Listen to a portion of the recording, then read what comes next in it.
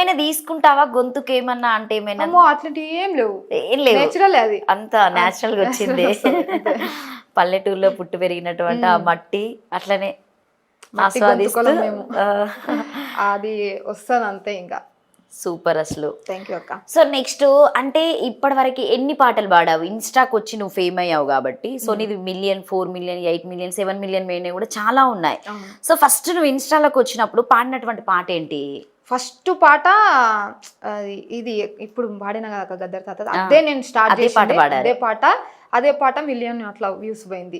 Super. దాంతో కూడా నాకు చాలా గుర్తింపు వచ్చింది. అనుకున్నావా అంటే నన్ను ఆదరిస్తారు జనాలు, అంటే నా పాటను స్వీకరించి నన్ను ఇట్లా జనాల్లోకి తీసుకెళ్తారు, మంచి ఆదరణ లభిస్తుందని ఎప్పుడైనా అనుకున్నావా స్వాతి? నేను ఫస్ట్ అయితే ఊహించలేక, మామూలుగా నా వంతు కృషి నేను చేస్తా, తర్వాత ఆదరణ అంటే అదే వస్తుంది, మన పాట మంచిగా ఉంటే ఖచ్చితంగా ఆదరణ లభిస్తుంది అని చెప్పేసి ఒక అడుగు ముందుకేసిన. నాతోటి అక్క ఛానల్ పెట్టించింది ఫస్ట్, సంధ్య మా అక్క సొంతము.